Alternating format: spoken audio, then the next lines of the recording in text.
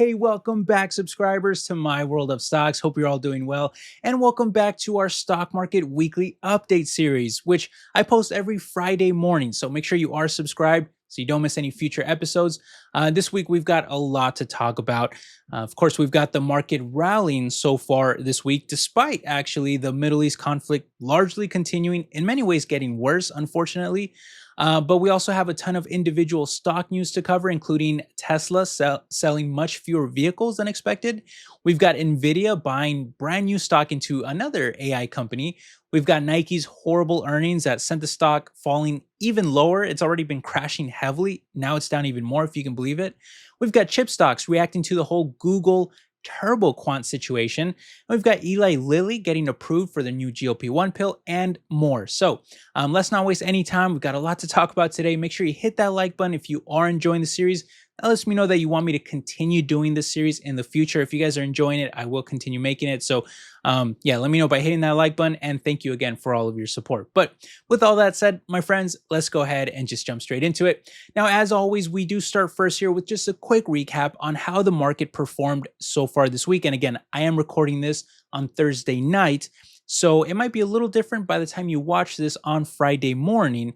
But so far, the market has been seeing a very strong rally this week, with both the S&P 500 and the Dow Jones climbing over 2% each, while the tech-heavy Nasdaq saw the largest gains at about a 3.6% climb too, which is pretty significant. Now, honestly, this was a little surprising to me though, because I just think investors are probably feeling maybe a little more optimistic, at least than I am myself, about the war, the Middle East conflict ending sometime soon. And to be fair, that is always going to be a possibility. But at the moment, I would argue that things are not looking anywhere near as great as the stock market performance might suggest. So turning over to the macro news portion of this update, well, this week really did feel like just kind of more of the same to me, with most eyes glued to the Middle East, as President Trump gave a primetime address on Wednesday where he warned that the US is actually preparing to spend the next 2 to 3 weeks bombing Iran, quote, back to the Stone Ages if a deal isn't reached soon, specifically mentioning that they'll be targeting power plants and potentially their oil fields to strike what he called a final blow. Excuse me. Now, again, the market seems to, I guess, kind of like this because perhaps it signals that the war could be ending soon, as Iran is really left with only two choices here going forward: either agreeing to a resolution or getting even more heavily bombed than they already are. Now, I'm not sure what to make of it myself personally. I don't even like talking about this stuff. I hate war. I hate everything that it brings. I hate, innocent people suffering, being harmed through all the war and chaos. Even if we try to avoid that, I feel like it just always happens anyway. So, it's not something that I like to talk too much about. And especially on this channel, it's not something I like to cover a lot. But, even if we try to kind of put that aside for a second, just to talk about the economy and the macro picture here, well, ultimately, I just think that the more that this lingers on, the worse things are going to get. And I really just think that the result will be that oil and gas prices are going to remain elevated for the time being, and they're going to continue to weigh on inflation and the average consumer. So between the threat of, like a massive infrastructure collapse in the region and the direct hit to inflation via soaring energy costs, well, I just also think that the Fed is going to remain in a tough spot too, where high interest rates may be needed for longer to combat inflation, despite how much that actually hurts the economy and even consumers too. Hence why so many are wondering now if we could even be headed towards a recession this very year. Now, I think it all comes down to how soon the war ends, which hopefully, I'm praying that it ends soon. Hopefully we can have some peace. But the more that it lingers on, I think that a recession is absolutely on the table. But if it does end sooner rather than later, then oil prices could get under control again, and things might start improving much faster on a macro level than we expect to. And that's likely why the market shot up this week, because even though there is war, even though there is conflict, even though there is more bombings, I guess they see it as maybe that'll lead to an ending to the war sooner than later. But anyway, so that's that. We'll just kind of have to wait and see how it progresses. But turning over to individual stock news, well, among all the macro craziness going on, we also had some pretty giant moves across the market this week. And first up, let's talk about the AI tag team between Nvidia and Marvell Technology. where Nvidia finished the week up over 4.5%, while Marvell caught an even bigger tailwind, rising close to 9% too. Now, the big news here being that Nvidia announced a roughly $2 billion investment into Marvell, with the two companies deepening their partnership to work on silicon photonics and AI centric telecommunications infrastructure. Marvell, of course, being a leader in ASICs. These are application specific integrated circuits, which I know sounds a little confusing, but just to kind of put that into plain English for you, you can just kind of think of it this way. And whereas a standard GPU is considered kind of like the jack of all trades for AI, an ASIC chip is custom built really for one specific task. And they're usually considered to be a top alternative to NVIDIA's own GPUs. So the move here should be a great way for NVIDIA to not only stay, much closer to the competition, but even to integrate it too using their NVLink technology to make Marvell's custom chips fully compatible with NVIDIA's hardware, thus ultimately benefiting both companies involved, and that's why we saw both stocks rise together. When speaking of the deal, though, NVIDIA CEO Jensen Huang, he also added to it. He said, we are smart investors. We've expanded the total addressable market for both of us as a result of this partnership, and we want to be an investor in that. And while I don't personally own any Marvell stock myself, I do love the move here for my NVIDIA position because long term, I just think it'll ensure that even if a company builds its own chips, they might still be stuck using NVIDIA's networking and infrastructure to run them. And thus, I just feel that it'll strengthen NVIDIA's moat even further than it already is. I'm moving over to the EV space, though. It was another rough week for Tesla, who finished down over 2% after releasing Q1 delivery numbers, which, despite being up 6% year over year, the market was spooked by the much larger 14% decline from the previous quarter, which could also be a result of rising Chinese competition like BYD, NIO, and XPeng that have been really kind of flooding the market with EVs that try to offer similar features.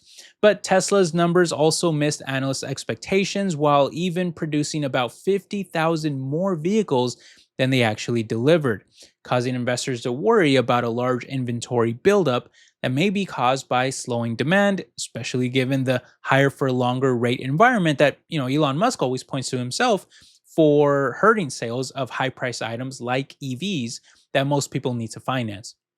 But to make matters worse, even their energy division, which has seen high growth in the past, it looks like it's hurting too, as storage deployments fell by around 38% from the previous quarter as well. And so with a PE of like close to 200 and a PEG of close to 4, the market is starting to wonder if this, highly valued growth story might be finally hitting a wall here. Personally, I do own Tesla stock myself, which I'm still up a lot on. But my bull thesis is more for the long-term potential of things like the cybercab and robotaxi service, the semi and logistics, even robotics, and of course, FSD subscriptions and more. But those are still kind of future promises that right now are not likely to move the needle too much when you're still seeing such weak growth, low growth within really a terrible macro environment. And I think that's what is drawing all the focus and attention. Although you would think that higher gas prices would lead to higher EV demand, but I'm just not sure that we'll see that happen quite yet. Either way, though, we should know more when Tesla reports full earnings later this month. I believe they're reporting on, I think it's like April 22nd. So make sure you are subscribed because I'll be updating you guys on anything new that pops up. But for now, the stock is currently down about 20% so far this year. So it's been a very poor performer more recently. Next up, though, we have to talk about the disaster at Nike, ticker symbol NKE, who got absolutely shredded this week after reporting earnings, causing it to fall by another 14%, despite actually beating earnings expectations.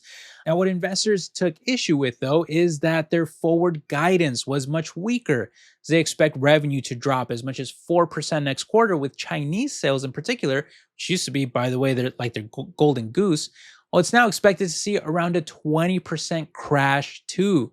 It's higher tariffs, geopolitical risks, and even intentional inventory reset are weighing on margins and their future sales outlook. Now, some analysts do feel that this is a buying opportunity, though, for what still remains, one of the strongest global brands ever, as they hold around $8 billion in cash that can be used for new growth investments and are now paying a dividend that has risen to nearly a 4% yield, which is a level that we haven't really seen since the Great Recession. But I've personally never been too interested in this stock myself. I get that the brand is very strong, but I just don't see much of a barrier to entry for, simply selling clothes and shoes that, in my personal opinion, are often overpriced for the quality. And if they're struggling to even grow in China now, which has always been a high demand market for like Nike and Jordan brands, stuff like that, well, I just think that the macro environment may be a little rough to kind of fend off some of the cheaper competition that may be rising too. But with the price now down over 40% in just the past 6 months alone, I can absolutely understand why others feel that this is worth the risk here to buy the stock at these incredibly low levels. Let me know though if you are buying the dip here yourself, and also let me know if you'd want me to do a deeper dive video, like an entire stock analysis on this stock here on Nike, because I think that would be interesting to dive a little deeper and take a look at everything that's going on with them. But on a brighter note, though, memory chip stocks saw a nice rally this week, with popular names like Micron rising over 2% and Sandisk soaring by nearly 17% too. Now, overall, it was mostly a relief rally here, coming off a bad start to the week where investors were panicking about Google's new TurboQuant technology that uses a new compression method to reduce the amount of memory that is required to run large language models by as much as 6 times, thus potentially lowering demand and hurting the sky-high pricing power that these chip companies have really been benefiting so greatly from. But analysts stepped in this week before the downturn got too out of hand, citing what is called the Jevons paradox, which basically states that when you make something more efficient, people will just end up using much more of it anyway. In other words, Google's new research could ultimately lead to more advanced AI models and compute that will end up needing even more memory chips than ever before.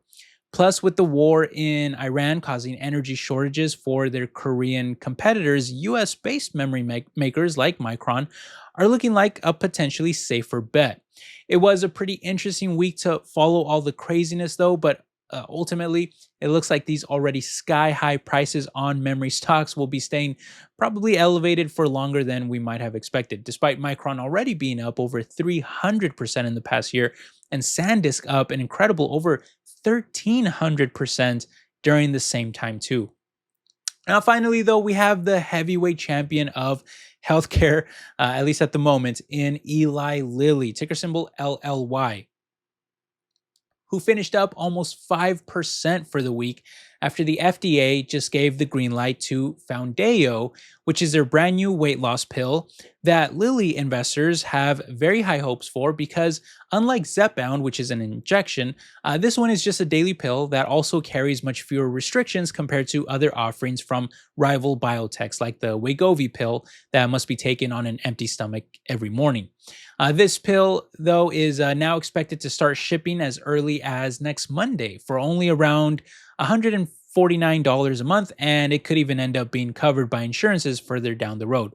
Now, these pills do generally have weaker results compared to injectables, but Lilly is also working on another GLP-1 drug treatment that has reportedly shown the strongest results of any drug on the market.